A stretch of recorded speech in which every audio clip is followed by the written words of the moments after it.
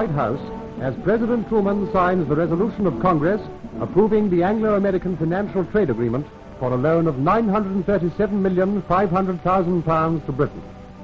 Signing of the bill gives Britain the largest single credit ever granted by the United States to another nation.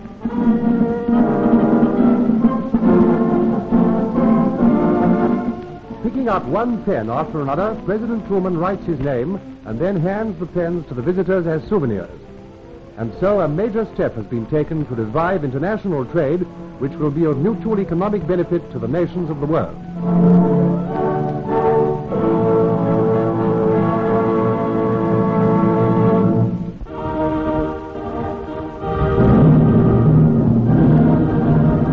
The cession of Sarawak to the British Crown was formally proclaimed at an historical ceremony at Government House, Kuching. On arrival, Mr. Malcolm MacDonald, the Governor-General of Malaya, proceeded to the courthouse.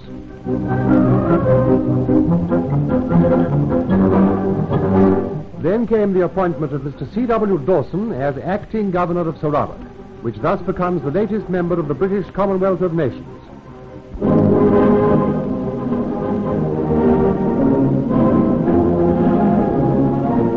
London's Guildhall witnessed one of the most popular ceremonies of all when Field Marshal Viscount Montgomery of Alamein drove up in an open carriage through the city wearing the familiar black beret and battle dress.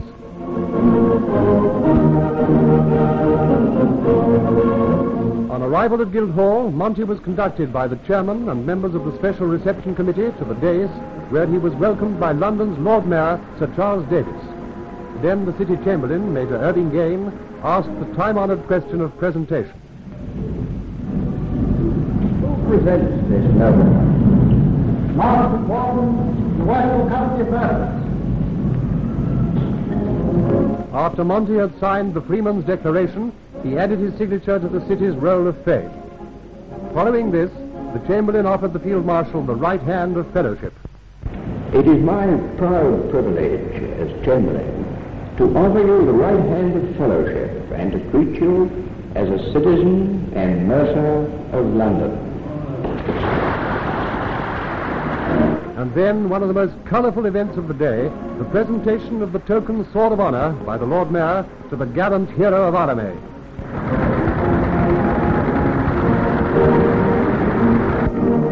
Lord Montgomery was received with great cheering when he came forward to deliver a eulogy of the British soldier that may well become historic. I often feel that the British soldier did not perhaps receive the publicity he deserved during the war.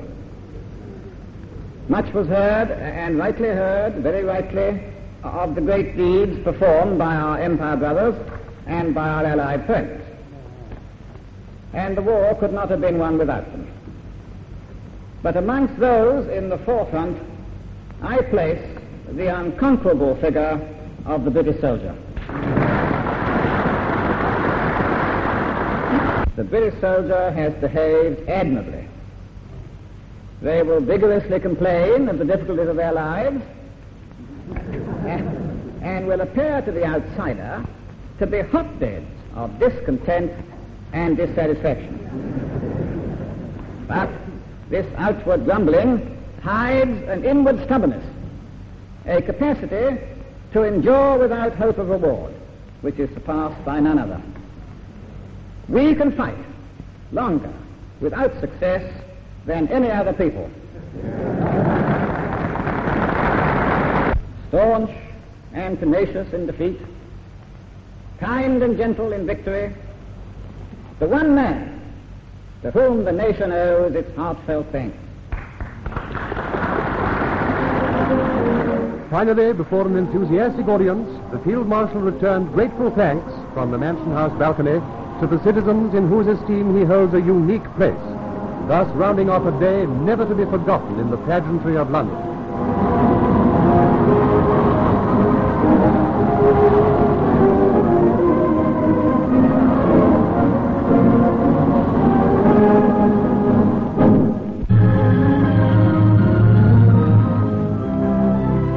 Held on the outskirts of Watford, Hertfordshire Agricultural Show gave visitors from nearby London spectacular proof of our farming qualities. Chelmsford Trust, the champion Friesian heifer. Everything that grows in the fields or on 4 legs, was represented. How fast the van horse runs now there's no beer to pull. The novices' jumping competition attracted some clever riders of both sexes and 1 or 2 reluctant horses. Little Alan Oliver jumped the whole circuit without fault and won the prize. Small wonder with all this jumping, the local hunt concluded there was a meet on. Shire horses made a good showing, with the next generation coming along nicely. Despite feeding difficulties, British cattle still lead the world and are in demand by breeders on both sides of the Atlantic. In every way, the show proved that even under post-war handicaps, the country's farmers have done a great job.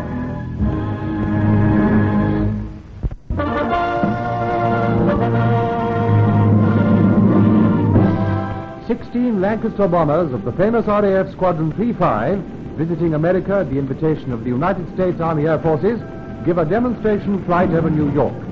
The men who helped to smash Nazi industry in night saturation raids will make a 30-day goodwill tour of Air Force bases from coast to coast.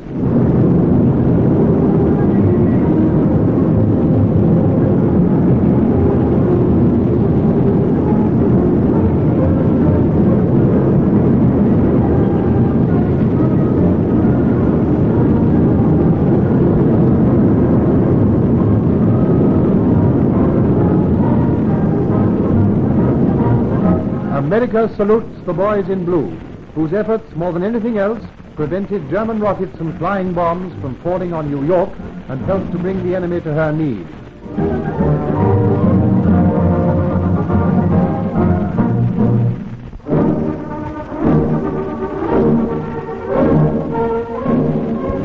For the first time in its history, Eton allowed other schools to hold their sports on the famous Timbrels playing fields.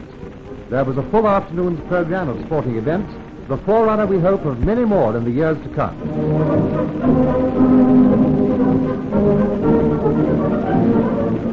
And at the White City Stadium, over 25,000 people came to see a thrilling day's sport in the annual championships of the Amateur Athletic Association. The 100 yards, won by A.C. McDonald Bailey in the fast time of 9.8 seconds, a great performance on a slow track.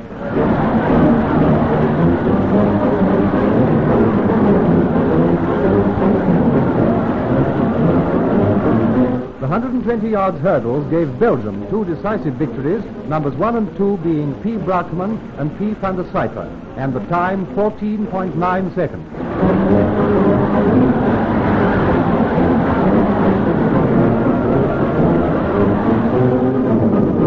In the high jump, A.S. Patterson won at a mere 6 feet 2 inches.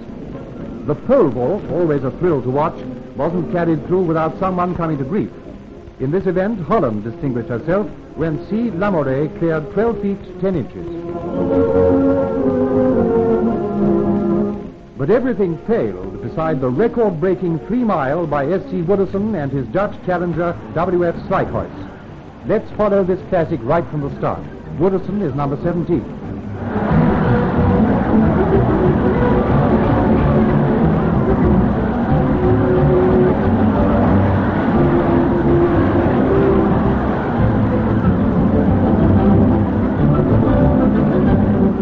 Amid terrific excitement, you'll see Wooderson, after falling back, draw level with his Dutch opponent, and just before the last bend, make a supreme effort to win this never-to-be-forgotten race in 13 minutes 53.2 seconds, breaking the British native record.